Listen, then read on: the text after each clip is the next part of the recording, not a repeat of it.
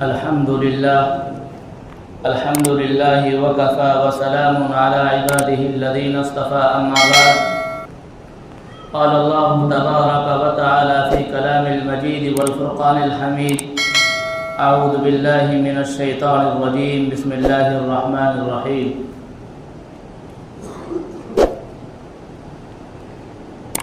يا أيها الذين آمنوا اتقوا الله وكونوا مع الصادقين وقال النبي صلى الله عليه وسلم اغض عالما أو متعلما أو مستمعا أو محبا ولا تكن الخامسة فتهلك والخامسة أن تبغض العلم وأهله أو كما قال عليه الصلاة والسلام۔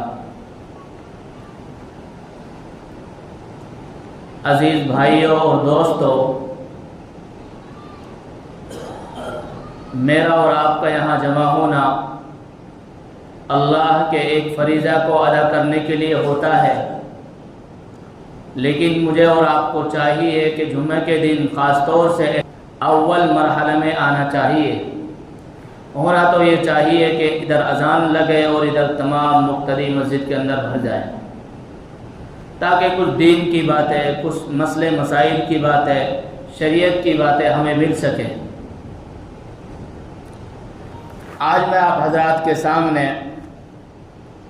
اس چیز پر بات چیت کروں گا کہ امامت کیا ہے اور امامت کیسے کرنی چاہیے اور امام کیسا ہونا چاہیے، اور پھر امام کے مقتدیوں پر کیا حقوق ہیں، ایک امام کو کس طرح لوگوں کی رہنمائی اور رہبری کرنی چاہیے اور کس طرح لوگوں کی امامت کرنی چاہیے۔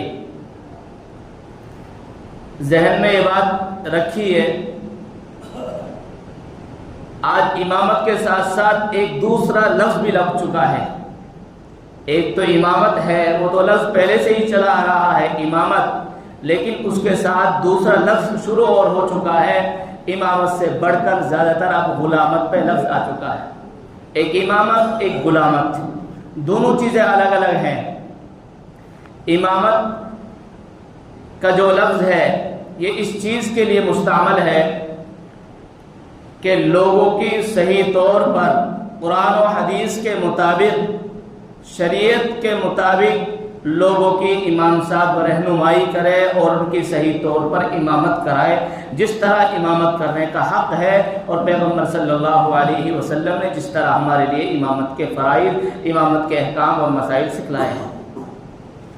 دوسرا جو لفظ اس کے ساتھ شامل ہوا ہے غلامت کا، اس کا مطلب یہ ہے کہ امام صاحب چاہے قرآن کے مطابق عمل کرے یا اس کے خلاف کرے، شریعت کے تحت چلے یا اس کے خلاف کرے، اللہ کو راضی کرے یا اس کے خلاف چلے، پیغمبر کی سنتوں پر عمل کرے یا اس کے خلاف کرے، لیکن لوگ اس سے راضی ہونے چاہیے۔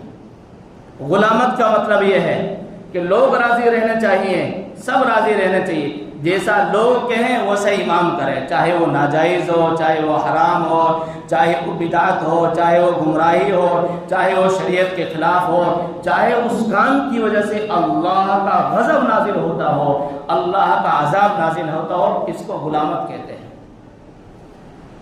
مجھ سے زیادہ آپ جانتے ہیں آج کے دور میں امامت کے بجائے غلامت چل رہی ہے، اور ایسے ہی اماموں کو مسجدوں میں رکھا جا رہا ہے جو غلامت کرنے والے ہوں۔ جن لوگوں کی اپنی بیویوں پر نہیں چلتی، گھروں پر بچوں پر نہیں چلتی ہیں، وہ امام پر چلاتے ہیں۔ ایک امام کے بے شمار خصم ہوتے ہیں، یعنی گھر میں تو مرد اور بیوی ہیں، لیکن امام کے بہت سارے خصم ہوتے ہیں۔ خصم کا مطلب یہ ہے کہ پورے بستی کے لوگ یہ چاہتے ہیں کہ امام ایسا چلے جیسے میں چاہوں۔ ہر ایک کا مزاج الگ الگ ہوتا ہے۔ ایک ہی بیوی ہوتی ہے، وہ گھر والے کو تنگ کر کے رکھ دیتی ہے، لیکن امام حقیقت میں اس کا دل ہوتا ہے کہ وہ تمام بستی کے لوگوں کی ذہنیت کو پڑھتا ہے اور ہر ایک کے مزاج کو پرکھتا ہے، اور پھر وہ ہر ایک کے مزاج کو پرکھتے ہوئے پھر اپنے آپ کو لے کر چلتا ہے۔ آپ یہ بتائیے آپ کیا پسند کرتے ہیں؟ آپ یہ پسند کرتے ہیں کہ امام اس امام کو رکھے جو امامت کرے، یا اس امام کو پسند کرتے ہیں جو غلامت کرے؟ بتائیے بھائی کس امام کو پسند کرتے ہیں؟ بتائیے آپ امامت والے کو پسند کرتے ہیں یا غلامت والے کو؟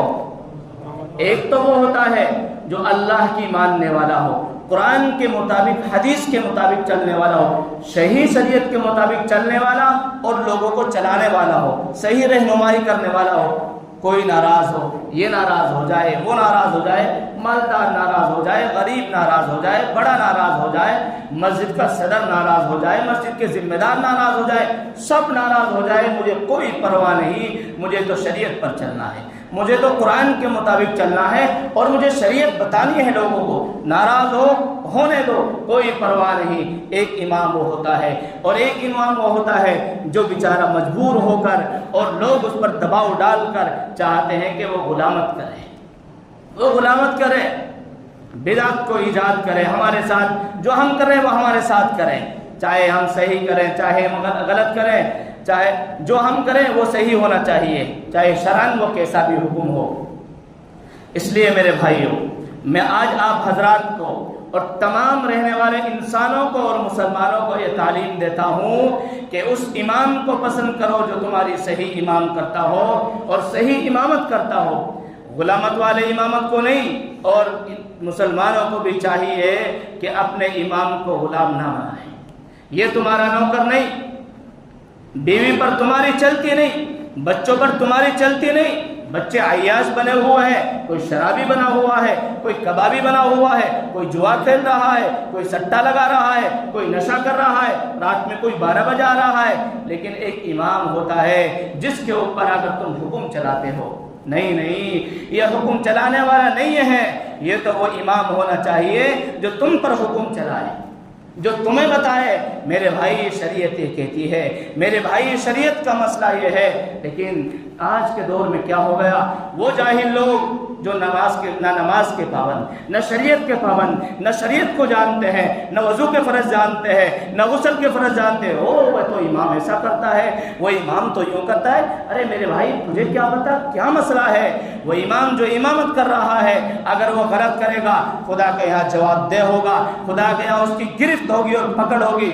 اگر وہ صحیح کر رہا ہے تو کسی کے لیے حق نہیں ہے کہ وہ اس کے خلاف چوچرا کرنے والے ہیں۔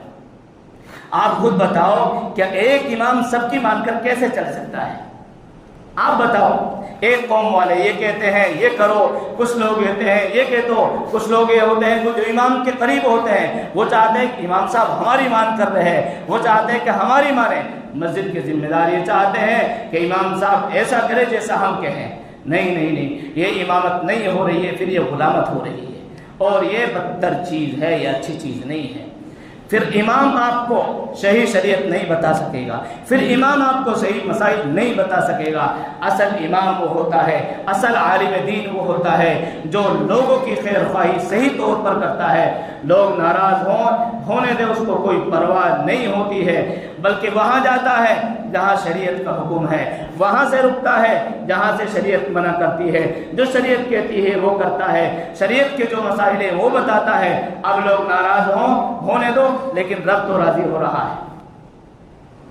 ورنہ تو میرے بھائیوں، اگر یہ امام تمہاری صحیح رہنمائی نہیں کریں گے، صحیح مسائل نہیں بتائیں گے، تو کل قیامت کے دن تم ہی ان کے گریبان پکڑو گے جا کر۔ اللہ مدرسے والے آتے تھے، مانگنے کے لیے آتے تھے، ہم ان کو دیتے تھے، اور عوام کے پیسے سے، چندوں کے پیسے سے عالم بنا، حافظ بنا، مفتی بنا، امام بنا۔ لیکن اللہ اس نے صحیح رہنمائی نہیں کی، اس نے نہیں بتایا یہ بدعت ہے، اس نے نہیں بتایا یہ شرک ہے، اس نے نہیں بتایا یہ گناہ ہے، اس نے نہیں بتایا یہ صحیح ہے۔ اس راستے پر چلو، ورنہ کل قیامت کے دن آپ ان کے گریبان پکڑو گے۔ اس لیے مجھے اور آپ کو یہ فکر کرنی ہے کہ ہم صحیح طور پر اپنے آپ کو اماموں کے بارے میں وہ نظر رکھیں جو نظر رکھنی چاہیے۔ اس روئے زمین پر اگر ایمان کے حفاظت کے ذریعے ہیں، اس روئے زمین پر اگر ایمان محفوظ ہے، اگر مسلمان محفوظ ہے، اگر مساجد محفوظ ہیں، مدارس محفوظ ہیں، یہ انہی علماء کی وجہ سے ہیں۔ علماء ختم ہو جائیں گے، روئے زمین کا خاتمہ ہو جائے گا، قیامت برپا ہو جائے گی۔ حدیث میں آتا ہے کہ جب تک اس روئے زمین پر ایک ایک اللہ کہنے والا ہوگا، اللہ اس نظام کو چلاتے رہیں گے، لیکن جب وہ بھی ختم ہو جائے گا، قیامت برپا ہو جائے گی۔ ظاہر سی بات ہے، کلمہ سکھانے والے، کلمہ پڑھانے والے، کلموں کو زندہ کرنے والے، کلموں کی تلقین کرنے والے یہی علماء ہیں۔ مدارس کے اندر، مساجد کے اندر یہی بتایا جاتا ہے۔ علماء نہیں ہوں گے، کون کرے گا تمہاری امامت؟ نماز جنازہ کون پڑھائے گا؟ کون بتائے گا کہ کیسے غسل دینا چاہیے، کیسے دفن کرنا چاہیے، کیسے کفن دینا چاہیے؟ تمہارے بچوں کی کانوں میں اذان کون دے گا؟ اور ایک مرد اور بیوی کو جو حرام ہے کون حلال کرے گا؟ کوئی مندر کا بابا جی نہیں کرے گا، بلکہ وہ عالم دین ہی کرے گا۔ علماء نہیں ہوں گے تو یہ کام کیسے ہوں گے میرے بھائیوں؟ اس لیے میرے بھائیوں، صحیح علماء کی امامت کراؤ، اور امامت بھی وہ امامت کراؤ جو حقیقت میں امامت ہونی چاہیے، غلامت نہیں ہونی چاہیے۔ اس لیے میرے بھائیوں، چاہے ہمارے خلاف ہو، چاہے ہماری پسندیدہ ہو، چاہے ہمارے خلاف ہو، اچھا لگے یا اچھا نہ لگے، شریعت کا حکم ہے، مانو۔ اعتراض کرنے کا حق کسی کو نہیں ہے۔ وہ ایسا کرتا تھا، وہ ایسا کرتا ہے، نہیں، شریعت کا جو حکم ہے وہ حکم ہے۔ اگر ایک عالم دین بھی گناہ کرے گا، غلط کرے گا، خدا کے یہاں جواب دہ ہوگا، گرفت ہوگی، لیکن آپ لوگوں کی ذمہ داری نہیں بنتی ہے کہ اس علماء کی توہین کرو، اس علماء کی بے عزتی کرو۔ نہیں میرے بھائیوں، ہمیں تو پیغمبر صلی اللہ علیہ وسلم نے یہ سکھایا ہے کہ علماء کی عزت کرو، علماء کی فضیلت کو پہچانو، علماء کا احترام کرو۔ یہ علماء انبیاء کے وارث ہیں۔ یہ جو امامت ہے، یہ ایک امام چھوٹا موٹا امام نہیں ہوتا ہے، یہ نبی کی گدی پر کھڑا ہوا ہے۔ جس پیغمبر نے اس گدی پر، اس مصلی پر کھڑے ہو کر نماز پڑھائی ہے، یہ امام اس گدی پر کھڑے ہو کر نماز پڑھاتا ہے۔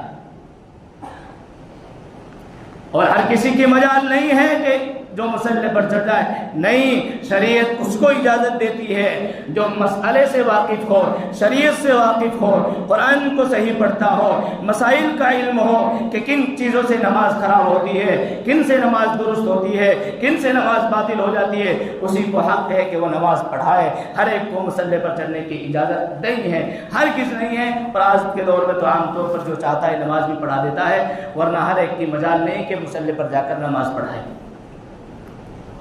اللہ کے رسول صلی اللہ علیہ وسلم نے ایک حدیث میں 5 باتیں ارشاد فرمائی، اور آپ نے فرمایا 4 قسم کے بن جانا، 4 قسم کے بن جانا، لیکن 5ویں قسم ایسی ہے ہرگز نہ بننا۔ اگر 5ویں قسم کے بن گئے تو گمراہ ہو جاؤ گے، ہلاکت و بربادی تمہارے مقدر میں ہو جائے گی، ہلاک و برباد ہو جاؤ گے۔ اللہ کے رسول نے فرمایا اغدو عالمن، یا تو عالم بنو، علم سکھانے والے بنو، او متعلمن، اگر عالم نہ بن سکو علم کو سیکھنے والے بنو، طالب علم بنو، علم کو سیکھنے والے بنو، شریعت کو سیکھنے والے بنو، حدیث کو، قرآن کو سیکھنے والے بنو۔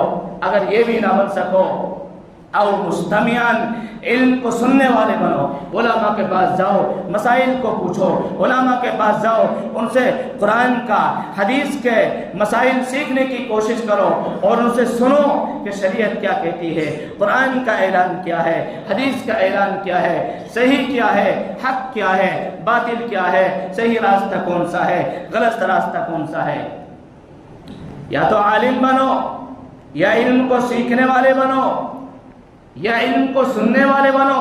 4تھی بات آپ نے ارشاد فرمائی او محبن، یا علماء سے، عالموں سے، علم والوں سے، اپنے اماموں سے، اپنے حافظ قرآنوں سے محبت کرنے والے بنو۔ اپنے سینوں میں محبت رکھو، ان سے محبت کرنے والے بنو، محبت کی نظر سے دیکھو۔ کوئی غلط کرتا ہے، کوئی گناہ کرتا ہے، پھر بھی محبت کی نظر سے دیکھو۔ اگر وہ گناہ کرے گا خدا کے ہاں جواب دہ ہوگا، گرفت ہوگی، لیکن میری اور آپ کی ذمہ داری نہیں ہے کہ ہم اس کی توہین کریں اور اس کی عزت کے اندر داغ لگائیں اور اس کو ذلیل اور رسوا کریں۔ نہیں، ورنہ کیا ہوگا میں بھی بتاتا ہوں۔ فرمایا 4 قسم کے بننا، عالم بنو، طالب علم بنو، یا علم کو سننے والے بنو، یا علماء سے محبت کرنے والے بنو۔ 4 قسم کے بن جانا، لیکن 5ویں قسم کے ہرگز مت بننا۔ وَلَا تَكُنِ الْخَامِسَةَ فَتَهْلِكَ، آپ نے فرمایا 5ویں قسم کے نہ بننا۔ 5ویں قسم کیا ہے؟ وَالْخَامِسَةُ أَن تُبْغِضَ الْعِلْمَ وَأَهْلَهُ، 5ویں قسم یہ ہے کہ علماء سے، علم والوں سے اور علم سے بغض رکھنے والے بنو، دشمنی رکھنے والے بنو، اور ان سے نفرت کرنے والے بنو، اور ان سے محبت کے بجائے دشمنی کرو۔ یہ چیز اپنے اندر پیدا مت کرنا۔ کیا ہوگا اگر یہ قسم تمہارے اندر پیدا ہو گئی؟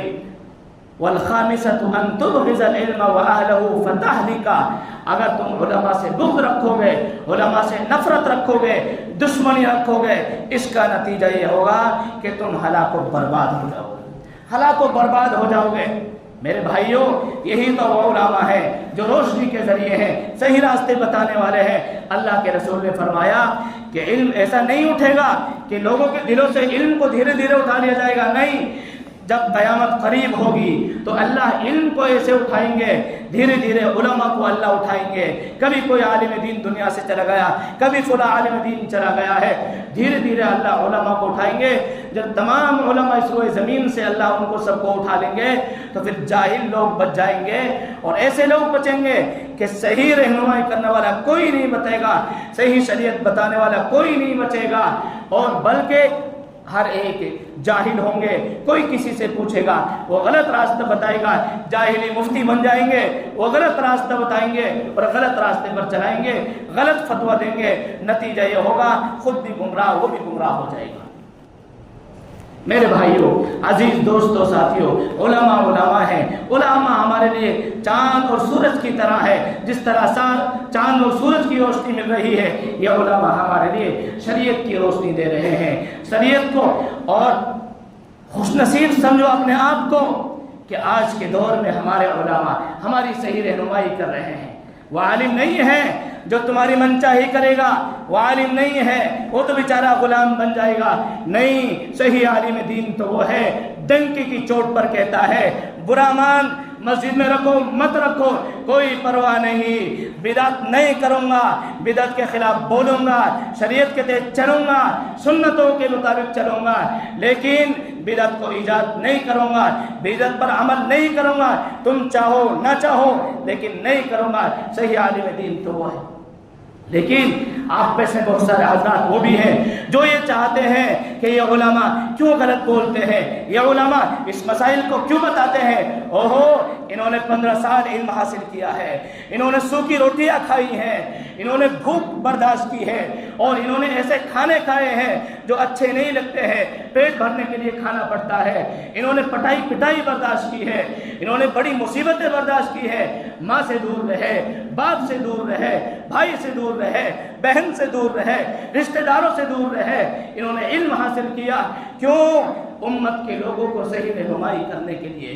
عالم بنے، گھر پر نہیں رہے، چھوڑ دیا گھر کو، کوئی مدرسے میں چلے گیا، کوئی مسجد میں چلا گیا، کوئی مکتب میں چلا گیا، حالانکہ اس ماں کے پاس رہتا، اس ماں کی خدمت کرتا، وہی ماں اس کے لیے جنت ہے، وہی ماں اس کے لیے بہت بڑے اعزاز و اکرام کی چیز ہے۔ لیکن ماں کو چھوڑا، باپ کو چھوڑا، پریوار کو چھوڑا، لوگوں کے لیے نکل گیا، شریعت بتانے کے لیے نکل گیا، قرآن پر لوگوں کو چلانے کے لیے، یہ بتانے کے لیے اے میرے مسلمان بھائیوں شریعت کیا کہتی ہے، یہ بدعت ہے، یہ غلط ہے، یہ گناہ ہے، شریعت یہ کہتی ہے، اس کے مطابق چلنے کی کوشش کرو۔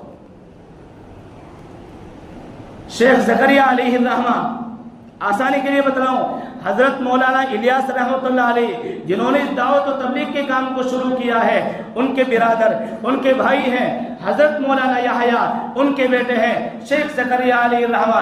اور آسانی کے لیے بتاؤں، فضائل اعمال جس کی تلاوت، جس کی تعلیم کی جاتی ہے، انہوں نے فضائل اعمال کو لکھا ہے۔ شیخ زکریا علیہ الرحمہ کے والد کا انتقال ہوا، انتقال ہونے کے بعد کسی نے خواب میں دیکھا حضرت مولانا یحییٰ کو، انہوں نے فرمایا کہ جاؤ زکریا سے کہو کہ علماء سے دشمنی نہ رکھیں، علماء کے بارے میں بدگمانی نہ رکھیں اور علماء کو برا بھلا نہ کہیں، اس لیے کہ ان کی الٹی بھی سیدھی ہوتی ہے۔ یہ بات فرمائی، شیخ زکریا کو یہ بات بتائی اور ان کو تعجب ہوا، شیخ ہیں اپنے دور کے، حدیثوں کے شیخ ہیں اور بہت بڑے عالم دین ہیں، لیکن الجھن میں پڑ گئے کہ علماء کی الٹی بھی سیدھی ہوتی ہے۔ اس بات کو لے کر رائے پور میں شیخ عبد القادر رائے پوری رحمۃ اللہ علیہ کے پاس پیغام بھیجا کہ اس طرح خواب دیکھا ہے اور فرمایا ہے کہ علماء کی توہین مت کرنا، علماء سے دشمنی مت کرنا، اس لیے کہ علماء کی الٹی بھی سیدھی ہوتی ہے۔ اس کا جواب کیا ہے؟ حضرت شیخ عبد القادر رحمۃ اللہ علیہ رائے پوری نے فرمایا، اگر علماء اپنے آپ سے، جو علماء سے نفرت کرتے ہیں، دشمنی کرتے ہیں، اگر ان کو بد دعا بھی نہیں دیتے ہیں، پھر بھی ان کی بد دعا نہ دینا بھی بد دعا ہوتی ہے، یہ الٹی اور سیدھی ہوتی ہے۔ اگر یہ زبان سے بد دعا نہیں دیتے ہیں کوئی بات نہیں، لیکن پھر بھی کیوں؟ اس لیے کہ ان کا مقابلہ کرنے والا ان کی طرف سے یہ خود نہیں ہوتے ہیں، اللہ ہوتا ہے۔ اللہ کے نبی نے فرمایا، من عادی لی، کہ جو میرے ولی سے دشمنی کرے گا میں اس کے لیے حکم کرتا ہوں کہ وہ مقابلے کے لیے، جنگ کے لیے تیار ہو جائے۔ اور یہی وہ علماء ہوتے ہیں جن کے خلاف ہم اپنی زبان کو استعمال کرتے ہیں، کبھی کسی امام کے بارے میں، کسی عالم کے بارے میں، حافظ کے بارے میں کبھی کچھ کہتے ہیں، کبھی کچھ کہتے ہیں۔ او میرے بھائیوں، یہی تو عالم دین ہے، مر کر چلے جاتے ہیں وہی لوگ جو مر کر جا رہا ہے امام کے خلاف بد زبان استعمال کرنے والا، امام کو ذلیل کرنے والا، امام کی توہین کرنے والا۔ نماز جنازہ امام پڑھا رہا ہے اور امام کہہ رہا ہے، اے اللہ مجھے کوئی پرواہ نہیں، اس نے میری بے عزتی کی، اس نے مجھے ذلیل کیا، اس نے میری توہین کی، اس نے مجھ سے دشمنی کی، اللہ مجھے کوئی پرواہ نہیں۔ اللہم اغفر لحینا ومیتنا وشاہدنا وغائبنا وصغیرنا، اے اللہ مجھے کوئی پرواہ نہیں، اس نے کچھ بھی کیا ہے، لاکھ کچھ بھی کیا ہے، میرا مسلمان بھائی ہے، اس سے غلطی ہو گئی، میرے مولا اس کی مغفرت فرما، اللہ اس کی مغفرت فرما، اللہ اس کو معاف فرما، اللہ جو نماز جنازے میں ہے ان کی مغفرت فرما، مردوں کی، عورتوں کی، حاضر ہے ان کی اور جو حاضر نہیں ہے ان کی، بڑوں کی، چھوٹوں کی، اللہ ہر ایک کی مغفرت فرما۔ یہ وہ علماء ہوتے ہیں مرنے کے بعد بھی جو تمہارے لیے مغفرت کی دعائیں کرتے ہیں۔ اس لیے میرے بھائیوں، میں یہ کہتا ہوں اپنے اماموں کی عزت کرو، اپنے اماموں کا احترام کرو، اپنے علماء کی عزت کرو، یہی علماء تمہارے لیے کل قیامت کے دن بخشش کا ذریعہ بنیں گے، نجات کا ذریعہ بنیں گے۔ کیا فائدہ؟ اسی امام کے پیچھے نماز پڑھتے ہیں، اسی امام کو اپنا امام بنا رکھا ہے، لیکن چوپایوں پر جا کر، ہوٹلوں پر جا کر، دکانوں پر جا کر اس کے خلاف زبان استعمال کرتے ہیں۔ میرے بھائیوں، یہ نہیں سن رہے ہیں، اللہ سن رہا ہے اور تم سے ان کا مقابلہ ضرور لیں گے۔ بڑے بڑے اکابرین نے لکھا ہے کہ جو علماء کی توہین کرتے ہیں، علماء سے دشمنی کرتے ہیں، علماء کے خلاف غلط زبان استعمال کرتے ہیں، خطرہ ہے کہ ان کا خاتمہ ایمان پر نہیں ہوگا۔ علماء نے لکھا ہے، دنیا سے جائیں گے حاجی، نمازی، بڑا تہجد گزار، لیکن علماء کے خلاف بولنے والا، علماء کی توہین کرنے والا دنیا سے جا رہا ہے، کفر کی حالت میں مر رہا ہے، ایمان نہیں نصیب نہیں ہوگا، یہ علماء نے لکھا ہے۔ اور ایک واقعہ بیان کرتا ہوں، اس کے بعد بات ختم کرتا ہوں۔ اس طور پر میں بتا رہا ہوں کہ امام اور مقتدیوں کو ایسا ہونا چاہیے، امام تمہارا بیٹا ہے، مقتدی کوئی اس کا بھائی، کوئی اس کا باپ، کوئی اس کا چاچا، یعنی سارے مقتدیوں کو چاہیے، سارے محلہ والوں کو چاہیے، مردوں کو، عورتوں کو، جوانوں کو، بچوں کو، ایک امام اپنا گھر چھوڑ کر آیا بیچارہ، دور سے آ رہا ہے، تمہاری بستی میں اکیلا رہ رہا ہے، تمہاری ذمہ داری ہے امام کو اپنا بیٹا سمجھ کر رکھو، امام کو اپنا بھائی سمجھ کر رکھو، امام کو اپنا بھائی اور بیٹا سمجھ کر رکھو گے، انشاءاللہ امامت وہ امامت ہوگی، آپ کو کبھی پریشانی نہیں ہوگی۔ ہاں کوئی امام، کوئی عالم غلط چلتا ہے، آپ کے لیے اختیار ہے، محبت کے ساتھ، پیار کے ساتھ آپ امام کو سمجھا سکتے ہیں، بتا سکتے ہیں، کوئی برائی نہیں ہے، لیکن امام اس طرح نہیں سمجھے گا اور عالم اس طرح نہیں سمجھے گا کہ چوپالوں پر بیٹھ کر، دکانوں پر بیٹھ کر 10 آدمی بیٹھ گئے، برائی چالو ہو گئی، کبھی کچھ بول دیا۔ نہیں، اگر کوئی غلط چلتا ہے، غلط ہے، کوئی بھی کر رہا ہو، یہ بھی بیچارے انسان ہوتے ہیں تمہاری طرح، جس طرح شیطان تمہیں دیکھا دیتا ہے، ایک دن یہ بھی بیچارے شیطان سے ہار جاتے ہیں، یہ بھی انسان ہوتے ہیں، ان سے گناہ ہو جاتا ہے، غلطی ہو جاتی ہے، یہ بھی ایک طرح کے انسان ہے، اگر پیار کے ساتھ، محبت کے ساتھ بتا دیں کوئی برائی بھی نہیں ہے۔ حضرت سعد بن وقاص بڑے مشہور صحابہ میں سے ہے، اور ان صحابہ میں سے ہے جن 10 صحابہ کو جنت کی بشارت دی ہے، ان میں سے ہے۔ حضرت سعد بن وقاص رضی اللہ تعالیٰ عنہ کو حضرت عمر رضی اللہ تعالیٰ عنہ نے کوفہ کا گورنر بنایا، امیر بنایا۔ حضرت سعد بن وقاص وہاں امیر ہے، اور وہاں بنو عوف کی ایک مسجد میں نماز پڑھایا کرتے تھے۔ کچھ لوگ ہر مسجد میں ہوتے ہیں جو نفرتی ہوتے ہیں اور جو چوچرا کرنے والے ہوتے ہیں، ہر مسجد میں ایک دو بیچارے ایسے ہوتے ہیں جو اماموں کی اصلاح کے لیے ہوتے ہیں، وہ اماموں کی اصلاح کرتے ہیں اور امام برداشت کرنے والے ہوتے ہیں، وہاں پر وہ امامت کرتے رہے۔ تو وہاں کے چند جوانوں نے اور خاص طور سے ایک آدمی نے حضرت عمر رضی اللہ تعالیٰ عنہ کے پاس خط بھیجا کہ ہمارے یہاں پر جو امیر ہے، جو گورنر ہے، وہ یہاں پر صحیح نماز نہیں پڑھاتا ہے، صحیح امامت نہیں کرتا ہے، آپ اس کے خلاف کارروائی کیجیے۔ جو دشمن تھے، جو نفرت کرنے والے تھے، دشمنی کرنے والے تھے، انہوں نے یہ پیغام لکھا۔ حضرت عمر رضی اللہ تعالیٰ عنہ نے حضرت سعد بن وقاص کو بلایا اور فرمایا بھائی کیا وجہ ہے، لوگ تمہاری شکایت کر رہے ہیں کوفہ والے کہ تم صحیح نماز نہیں پڑھاتے ہو۔ حضرت سعد بن وقاص بہت بڑے مشہور صحابی، بہت بڑے صحابہ میں سے ہے، فرمایا اللہ کی قسم میں اس طرح نماز پڑھاتا ہوں جس طرح حضور صلی اللہ علیہ وسلم نے نماز پڑھائی، اور جس طرح ہم نے حضور صلی اللہ علیہ وسلم کو نماز پڑھاتے ہوئے دیکھا۔ حضرت عمر نے فرمایا مجھے یہی گمان تھا کہ تم ایسا ہی کرتے ہوں گے، لیکن حضرت عمر رضی اللہ تعالیٰ عنہ نے بات کو صاف کرنے کے لیے ان کے ساتھ چند آدمی بھیجے، جاؤ کوفے کی ہر مسجد میں جا کر اعلان کرنا کہ بھائی بتاؤ سعد جو تمہارا گورنر ہے وہ کیسا ہے۔ چند آدمی گئے حضرت سعد کے ساتھ، ہر مسجد میں اعلان کیا بھائی بتاؤ حضرت سعد تمہارے جو امیر ہیں، تمہارے جو امام ہیں، وہ کیسے تمہاری امارت کر رہے ہیں، وہ کیسے آدمی ہیں۔ ہر مسجد سے آواز آئی بڑے اچھے آدمی ہیں، بہت نیک آدمی ہیں، بہت اچھے آدمی ہیں، ہر مسجد سے آواز آئی۔ لیکن جب ایک مسجد میں گئے جس کا نام بنو عوف تھا، اس مسجد میں گئے، اس میں اعلان کیا۔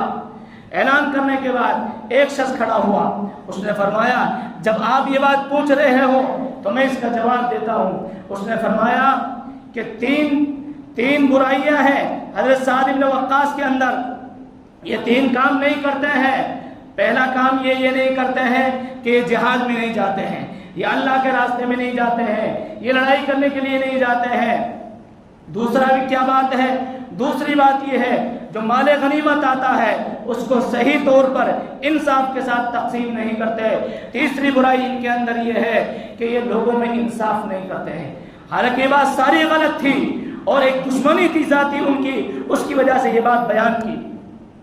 سننا غور سے، میرے لیے اور آپ کے لیے کتنی بڑی عبرت ہے کہ اگر ہم نے ایسا کیا تو کہیں ایسا تو نہیں ہماری زندگی برباد ہو جائے۔ حضرت سعد نے وہی کھڑے ہوتے ہوئے، حضرت سعد کون تھے؟ مستجاب الدعویٰ، جن کی ہر دعا قبول ہوا کرتی تھی، اللہ کے نبی نے ان کے لیے دعا دی تھی۔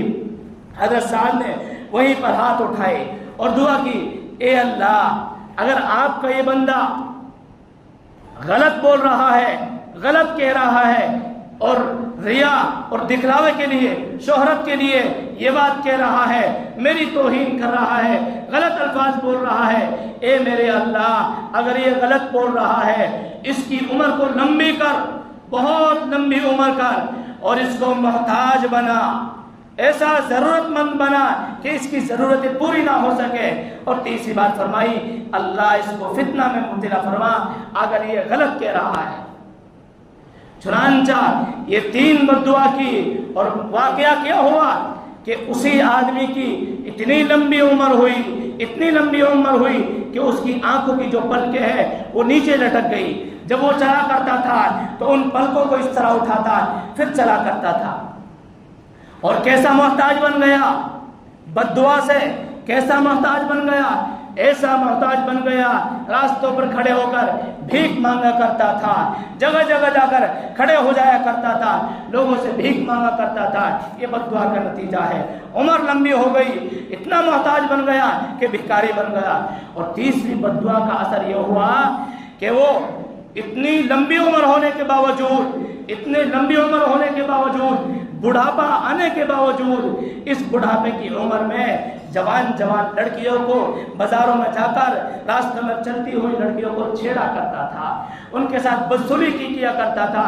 لوگ ان سے کہتے تھے اے بوڑھا تجھے شرم نہیں آتی، اس عمر میں تو لڑکیوں کو چھیڑتا ہے، تجھے شرم نہیں آتی؟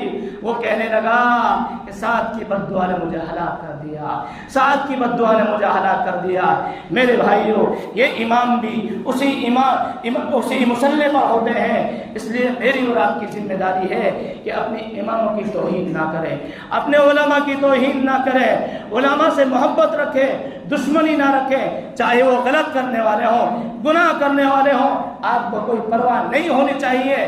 گناہ کرے گا بھگتان بھگتے گا اور وہاں پر سزا ملے گی، لیکن اگر ہم لوگ ان کی برائی کریں گے، ان سے غلط کہیں گے، ہماری دنیا میں بھی زندگی میں بھی ہلاکت کا خطرہ ہے اور ہمارے لیے برائی کا خطرہ ہے، اور آگے چل کے بھی کہیں آخرت میں ان کی وجہ سے ہمیں عذاب میں گرفتار نہ کر دیا جائے۔ اللہ مجھے بھی اور آپ سب کو عمل کی توفیق نصیب فرمائے۔ وآخر دعوانا الحمدللہ۔